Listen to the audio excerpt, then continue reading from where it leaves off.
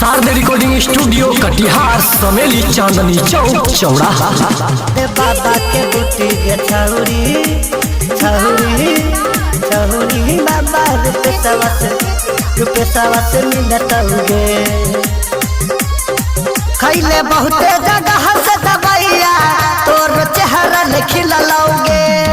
खैले बहुते जगह से दवाइया तोर चेहरा खिललौगे।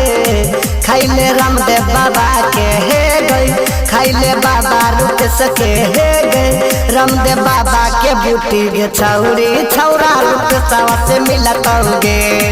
रामदेव बाबा के बूटी गे छौरी बाबा रुक सवा से मिलतौगे। खैले बहुते जगह से दवाइया तोर चेहरा खिललौगे। खैले बहुते जगह से दवाइया तोर चेहरा खिललौगे।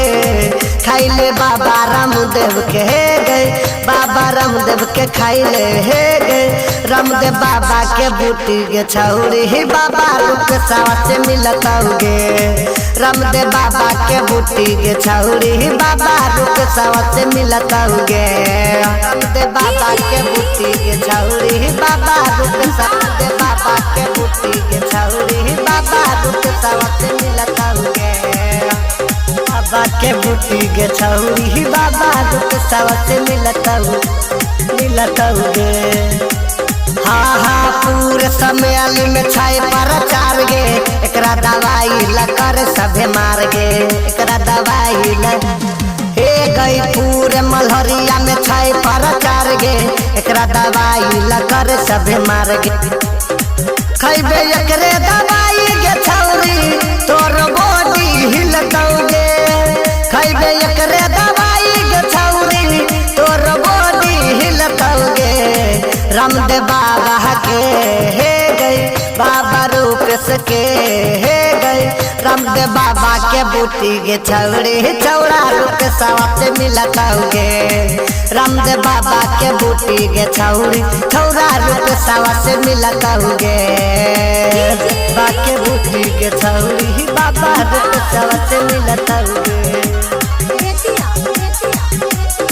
रामदेव बाबा के बूटी गे छौरी बाबा रुक सवा से मिलतौगे।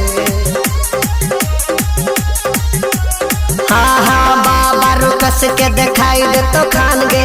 ओकरा दवाई के छै बड़ा नाम गे। ओकरा दवाई के छै ए गए बाबा रुकस के दिखाई दे तो खान गे।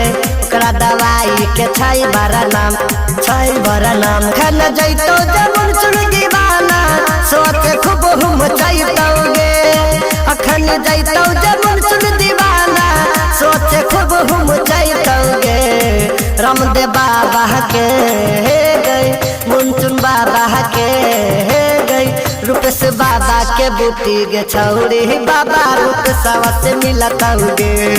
रामदेव बाबा के बूटी गे छौरी बाबा रुक सवा से मिलतौगे।